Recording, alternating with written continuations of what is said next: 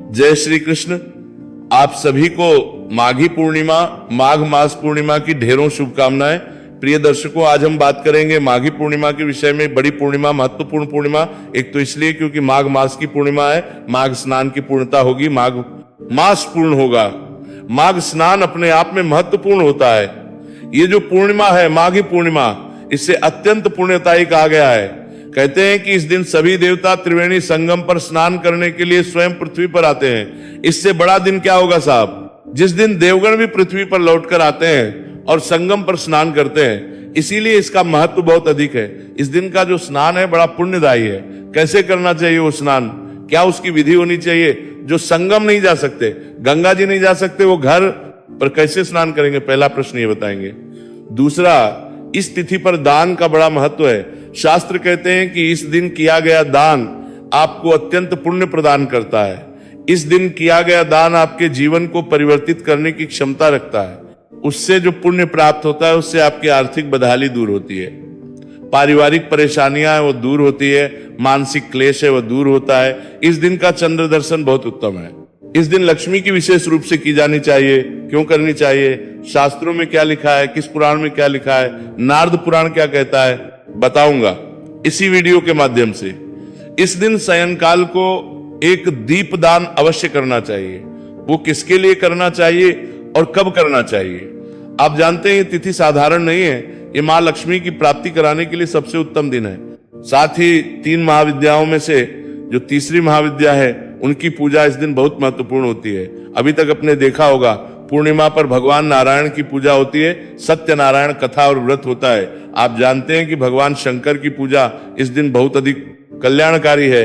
नारद पुराण में वर्णन आता है कि भगवान शंकर की जो इस दिन पूजा करता है वो मनवांछित फल की प्राप्ति करता है। कैसे करनी चाहिए पूजा, जल कैसे अर्पित करना है, क्या उसमें डालनी है, जो पुराण में लिखा है वो आपको बताऊंगा। इस प्रकार से ही महत्वपूर्ण जानकारियां आने वाली माघी पूर्णिमा के बारे में इस वीडियो में आपको जानने को प्राप्त होंगी, जिनको करके आप अवश्य ही अपने जीवन का उद्धार कर सकते हैं। भगवान के आशीर्वाद से कोटि गुणा फलों की प्राप्ति कर सकते हैं, पुण्यों की प्राप्ति कर सकते हैं। और जब पुण्य बढ़ेंगे तो आपके जीवन में मंगल ही मंगल होगा। आइए जानकारी आरंभ करते हैं। आपसे निवेदन है कि वीडियो यदि थोड़ा सा भी उपयोगी लगे तो एक बार लाइक अवश्य कर दीजिएगा और जितना हो सके शेयर कीजिएगा, क्योंकि शास्त्रीय जानकारियां जितनी लोगों तक पहुंचे उतना अच्छा हो। इससे होता यह है कि सही जानकारी लोगों तक पहुंच जाए तो लोग भ्रमित करने वाले जानकारियों के बहकावे में नहीं आते। अपने माघ स्नान को सफल बनाने के लिए और भगवान नारायण का आशीर्वाद प्राप्त करने के लिए कमेंट बॉक्स में अवश्य लिखिएगा ओम नमो भगवते वासुदेवाय या ओम नमो नारायण।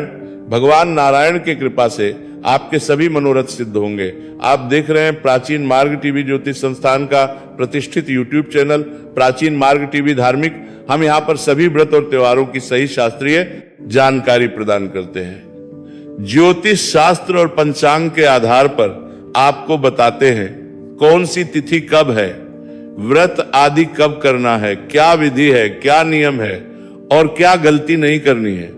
यदि आप सभी व्रत और त्योहारों की सही शास्त्रीय जानकारी पाते रहना चाहते हैं तो कृपया चैनल को सब्सक्राइब कीजिए और बेल आइकॉन को प्रेस कीजिए।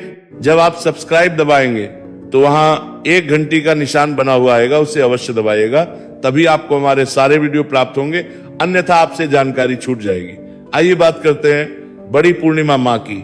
पूर्णिमा की प्रिय दर्शकों, माँ की पूर्णिमा बहुत बड़ी और बहुत महत्वपूर्ण पूर्णिमा होती है। ये बहुत अधिक पुण्य देने वाली होती है। मैं आपसे यही कहूंगा इस तिथि का लाभ अवश्य उठा लीजिएगा, क्योंकि इस दिन आप जो पूजा पाठ करेंगे, जब तप करेंगे, दान करेंगे, वो आपको हजारों गुना अधिक पुण्य देने वाला होगा। प्रिय दर्शकों, जो पहला कार्य आपको पूर्णिमा पर करना है, माघी पूर्णिमा पर, वो है माघी पूर्णिमा का स्नान।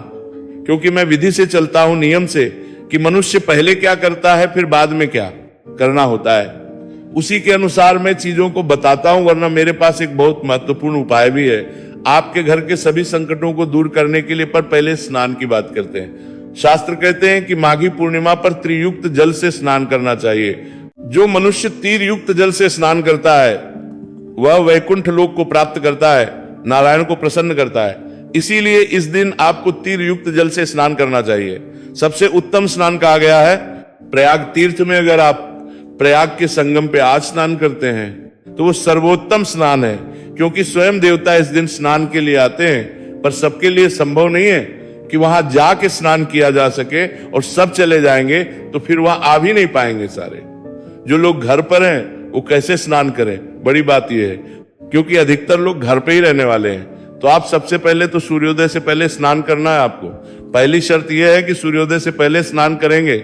जो स्नान के लिए जल आप भरेंगे उस पात्र को अच्छे से धोइए, उसमें पहले थोड़ा सा गंगा जल भरिए, चाहे 2 बूंद ही गंगा जल के डालिए।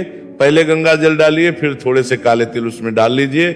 अब उसमें जल भरिए और फिर आप उससे हर हर गंगे बोलते हुए स्नान कीजिए, या ओम नमो भगवते वासुदेवाय बोलते हुए स्नान कीजिए। यहाँ पे एक चीज ध्यान देने वाली बात है कि इस दिन आपको उबटन, तिल के उबटन का प्रयोग करना चाहिए, या आप जो बेसन का उबटन बनता है वो प्रयोग कीजिए, परंतु साबुन आदि का प्रयोग ना कीजिएगा। ये जो स्नान है ये बड़ा महत्वपूर्ण है। इस दिन का सूर्योदय से पहले किया गया ये स्नान भगवान नारायण की प्रसन्नता के लिए महत्वपूर्ण है, और इससे भगवान नारायण की प्रसन्नता आपको प्राप्त होगी, आपके पापों का नाश होगा। तो यह है माघी पूर्णिमा का जो स्नान है, इसे आपने अवश्य करना है। ध्यान दीजिएगा, स्नान करने दूसरा कार्य, स्नान आदि करके आपको आज के दिन भगवान सूर्यदेव को जल अवश्य देना है। भगवान सूर्यदेव को दिया जाने वाला ये जल बड़ा कल्याणकारी होगा। सूर्य को जो जल देंगे उसमें थोड़ा सा गंगा जल, थोड़े से लाल पुष्प, थोड़ी सी रोली और साबुत अक्षत ये डाल दीजिएगा, और फिर उससे आप सूर्य देव को अर्घ्य दीजिएगा। अर्घ्य देने के लिए जो समय होगा ना, क्योंकि माघी पूर्णिमा पर सूर्योदय होगा 7:13 पर, अधिक से अधिक समय है 9:13 तक, क्योंकि सूर्योदय से 2 घंटे के अंदर अंदर आपको अर्घ्य दे देना चाहिए। उससे अधिक समय लगाते हो अगर आप, तो आपको एक पश्चाताप अर्घ्य देना पड़ता है, फिर विधि बदल जाती है। सूर्य को कब आप अर्घ्य दे रहे हैं उसके अनुसार विधि तय होती है। तो पहले घंटे के लिए तो ये विधि है जो हमने बता रखी है, और यदि आप सूर्योदय के 2 घंटे बाद जल अर्घ्य देंगे तो विधि बदल जाएगी। उसमें एक पश्चाताप अर्घ्य जुड़ जाता है, वो भी मैंने उसी विधि में बताया है, तो उसका लाभ अवश्य दीजिएगा। सूर्य अर्घ्य अवश्य देना है। सूर्य अर्घ्य के बाद एक जो बड़ा उत्तम कार्य आपने करना है, मंगल कार्य आपने करना है, ये आपके घर के सौभाग्य को बदलने के लिए, आपके घर की किस्मत बदल जाएगी इससे, और भगवान नारायण की प्रसन्नता, भगवान नारायण का आशीर्वाद प्राप्त होगा। करना क्या है कि आपको एक शंख लेना है। दक्षिणावर्ते शंख हो तो बहुत उत्तम है। शंख लीजिए, उसमें पहले थोड़ा सा गंगा जल डालिए, फिर उसमें शुद्ध जल भर लीजिए। अब उसमें एक पत्ता तुलसी का डालिए। ये चीजें डालनी है आपने शंख में, पहले गंगा जल, फिर शुद्ध जल और तुलसी का पत्ता। अब शंख को आप भगवान नारायण के ऊपर, अब भगवान नारायण का जो भी स्वरूप आपके पास है, चाहे लड्डू गोपाल की प्रतिमा है, चाहे शालिग्राम भगवान है, या भगवान नारायण की कोई तस्वीर है, उनके या तो 3 बार घुमाइएगा, या तो 7 बार घुमाइएगा, और या तो 11 बार घुमाइएगा। इस प्रकार आपने घुमाना है। प्रतिमा है आपके पास तो प्रतिमा के ऊपर, और अगर आपके पास तस्वीर है तो भगवान की तस्वीर के ऊपर। और उसके बाद ये जो जल है ना, इसके छींटे पूरे घर में दीजिएगा, और जितने भी परिवार के सदस्य हैं सबके ऊपर इस जल के छींटे दीजिएगा। ये कार्य आपकी किस्मत को बदल देंगे। आपकी किस्मत बदलेगी। घर में कोई होगी वो सब बाहर चली जाएगी, आपकी किस्मत में कोई नेगेटिविटी होगी वो सब बाहर चली जाएगी। इस कार्य को इस पूर्णिमा पर आपको अवश्य करना चाहिए। ये आपके परिवार की भलाई के लिए है।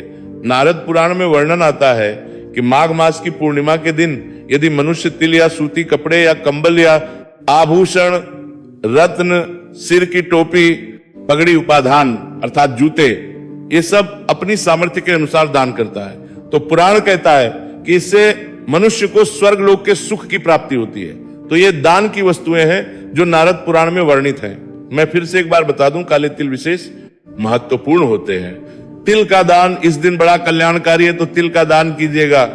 तिल, जूते, कंबल या सूती कपड़े या स्वर्ण दान, रत्न आभूषण का दान, ये सब मनुष्य को दान करना चाहिए। और कितना करना चाहिए?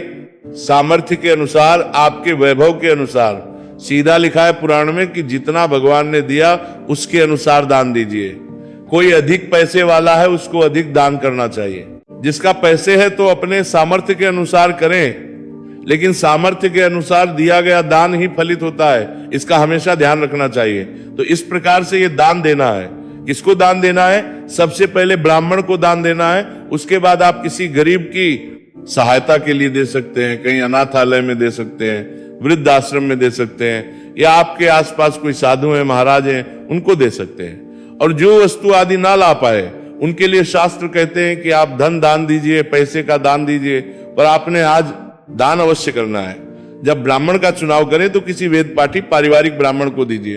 पारिवारिक अर्थात जिसके पास खाने वाले लोग हों, या जो वेद पाठी हो, वेदों का अध्ययन करता हो और सदाचारी ब्राह्मण हो। ऐसा करने से क्या होगा? आपको स्वर्ग लोक के सुखों की प्राप्ति होगी।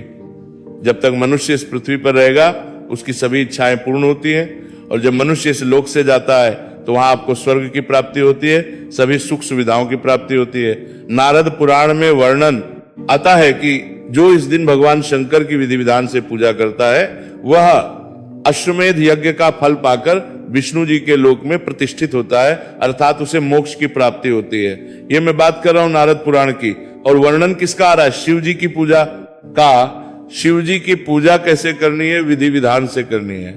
मैं बताता हूं आपको कैसे पूजा करेंगे। देखिए, अधिक कुछ ना कर पाए तो केवल इतना कीजिए कि पंचाक्षरी बोलिएगा, एक लोटा जल भगवान शंकर को अर्पित कीजिएगा। ओम नमः शिवाय, ओम नमः शिवाय, ओम नमः शिवाय, ये बोलते हुए एक लोटा जल भगवान शंकर को अर्पित कीजिएगा। फिर कच्चा दूध लीजिएगा और एक लोटा कच्चे दूध से भगवान शंकर को अर्पित कीजिएगा, और फिर पुनः शुद्ध जल से भगवान को स्नान कराइएगा। इस प्रकार से ये 3 लोटे आपने अर्पित करने हैं। एक लोटा जल, फिर कच्चा दूध और फिर जल। जल जो आप चढ़ाएंगे ना उसमें गंगा जल मिला होना चाहिए, ये ध्यान दीजिएगा। तो माघी पर आपको ये कर्म करना है और इससे भगवान नारायण का लोक आपको प्राप्त होता है, मोक्ष की प्राप्ति होती है। ये नारद पुराण में वर्णन है। पुराण कहते हैं कि ऐसा करने से आपको अश्वमेध यज्ञ का पुण्य लाभ होता है। अश्वमेध यज्ञ का फल प्राप्त होता है माता लक्ष्मी की उत्पत्ति, अर्थात उनका जो प्रादुर्भाव है ना, वो प्रिय भक्तों पूर्णिमा तिथि के दिन ही कहा गया है। इसीलिए ये वो दिन है जो माता लक्ष्मी की प्राप्ति के लिए आपके लिए सबसे उत्तम होगा। तो माघी पूर्णिमा के दिन रात्रि को जब चंद्र उदित होगा उस समय आप कच्चे दूध से चंद्रमा को अर्घ्य दीजिएगा। ये माता लक्ष्मी की प्रसन्नता के लिए और चंद्रमा का आशीर्वाद प्राप्त करने के लिए पुराणों में वर्णित एक बहुत ही उत्तम उपाय है। और इसी दिन को जब सूर्यास्त हो जाए न, तो सूर्यास्त के बाद माता लक्ष्मी के निमित्त तिल के तेल का या घी का एक दीपक जलाना है आपको अपने घर के मुख्य द्वार पर। इससे माता लक्ष्मी का आगमन होगा, आपके घर में मां लक्ष्मी आएंगी और आपको खूब धन की प्राप्ति होगी। ये माघी पूर्णिमा पर आपको अवश्य करना चाहिए। माघी पूर्णिमा पर कुछ दान मैंने आरंभ में बता दिए थे। कुछ जो और महत्वपूर्ण है, इस दिन आप तिल गुड़ के लड्डू का दान करें, उत्तम रहेगा। आप भंडारे अन्न का दान करें, बड़ा उत्तम रहेगा। इस दिन आप गाय को चारा खिलाएं, पक्षियों को दाना डालें, चींटियों को उनका भोजन दें। ये कार्य जो बहुत छोटे छोटे हैं लेकिन ये भी इस दिन बहुत अधिक पुण्य देने वाले होंगे, तो ये कार्य आप कर सकते हैं। इस कोलंदा में दोरमा छोटे पुण्य देने वाले कुलाम प्रोक्षण कर रहा है, तो ये कार्य आप कर सकते हैं, इनको कीजिएगा। एक महत्वपूर्ण बात जब आगे रह गई है वो ये कि जो गुप्त नवरात्रि अभी चल भी रही है, तो गुप्त नवरात्रि में जो तीसरी महाविद्या है, 10 महाविद्याएं हैं, उनमें से जो तीसरी है ना, उनका नाम माता ललिता। इनकी जो उत्पत्ति है ना वो भी शास्त्रों में इसी माघी पूर्णिमा पर ही हुई थी, ऐसा वर्णन आता है। और माता ललिता जो है वो मोक्ष और धन संपत्ति दौलत और ऐश्वर्य प्रदान करने वाली है। तो इसीलिए इनके निमित्त इसके दिन आपको, माघी पूर्णिमा के दिन आपको श्री यंत्र की पूजा करनी चाहिए। तो इस दिन आप सूर्यास्त होने के बाद ये पूजा होगी। सूर्यास्त होने के बाद ध्यान दीजिएगा, सूर्यास्त होने के बाद श्री यंत्र की पूजा कीजिएगा। ये पूजा आपको धन संपत्ति ऐश्वर्य वैभव सब कुछ देगी, तो ये पूजा कर लीजिएगा। और अगर आपके पास ये ना हो, श्री यंत्र वैसे तो मिल जाता है सभी पूजा पाठ के दुकानों पर, अभी समय है, आप मंगवा लीजिएगा। और अगर ना मंगवा पाए तो आप माता पार्वती का पूजन कर लीजिएगा। माता पार्वती का पूजन उसी प्रकार से पुष्प से स्नान कराइए, वस्त्र अर्पित कीजिए, धूप दीप नैवेद्य अर्पित कीजिए। जो सबसे बड़ा काम आपको करना है इस दिन वो है, एक मंत्र बता रहा हूं आपको, महालक्ष्मी का बीज मंत्र है, वो मंत्र है श्रीम। श्रीम जो मंत्र है ना, उसकी कम से कम 1 माला नहीं तो 5 माला करने का प्रयास कीजिए। बहुत थोड़ा सा समय लगेगा उसको करने में, ये मंत्र आपकी किस्मत बदलने वाला होगा। इस माला से करना है, रुद्राक्ष की माला से करें तो सबसे उत्तम है। अन्यथा आपके पास जो भी कोई माला हो उससे कीजिएगा। आप कहेंगे पंडित जी इससे क्या होगा? इससे आपके पास धन की आगमन की संभावनाएं बढ़ेगी और जिनका धन है ना वो स्थिर होगा। धन आता भी है और स्थिर भी होता है। इसके लिए आपको ये मंत्र जप करना चाहिए। ये माघी पूर्णिमा है। इस पर एक और कार्य जो सबसे महत्वपूर्ण कार्य है, जिसके बिना पूर्णिमा हमेशा अधूरी रहती है, वो है सत्यनारायण भगवान की पूजा। सत्यनारायण भगवान की पूजा कीजिएगा। सत्यनारायण भगवान की कथा 5 अध्यायी कथा है, वो अवश्य सुनिएगा। सत्यनारायण भगवान की पूजा वही 4 से होती है, मैंने पहले भी बताई है। आगे मैं पूर्णिमा का एक और पूजा विधि का वीडियो डालूंगा, उसमें अवश्य ही इसकी जानकारी दूंगा कि कैसे आप 4 से सत्यनारायण भगवान की पूजा और 5 अध्याय कथा अवश्य सुनिएगा। वो हम आपको अपने चैनल पर सदा अपलोड करते हैं, वो मैं पूर्णिमा से पहले ही अपलोड कर दूंगा। सत्यनारायण भगवान की पूजा जो है पुराणों में इसकी महिमा बहुत अधिक कही गई है और कलयुग में तो भगवान सत्यनारायण सब कुछ देने वाले हैं, इसीलिए आपको सत्यनारायण की पूजा अवश्य ही करनी चाहिए। अब प्रश्न उठता है, पंडित जी ये माँ की पूर्णिमा है, कब? इस बार तो बड़ा संशय उत्पन्न हो रहा है, क्या करें? देखिए, इस चतुर्दशी का क्षय हो गया है, 14 का क्षय हो गया है। इस कारण से पूर्णिमा तिथि जो है वो 1 फरवरी को मनाई जाएगी, क्योंकि पूर्णिमा की शुरुआत हो रही है 1 फरवरी को प्रातः 5:52 पर सूर्योदय से पहले ही। तो उदय तिथिमान के अनुसार 1 फरवरी को पूर्णिमा है, 1 को ही मनाई जाएगी। इस दिन चंद्रोदय का समय रहेगा सायंकाल को 6:12 पे। ये दिल्ली के अनुसार मैं समय बता रहा हूं, वैसे भी सूर्यास्त के बाद लगभग सभी स्थानों पर जो है चंद्रोदय हो जाएगा। पूर्णिमा का चंद्रोदय जल्दी होता है। ये जानकारी अच्छी लगी तो लाइक अवश्य कीजिए और शेयर कीजिए जितना हो सके। भगवान सब पर कृपा करें। हरे कृष्णा।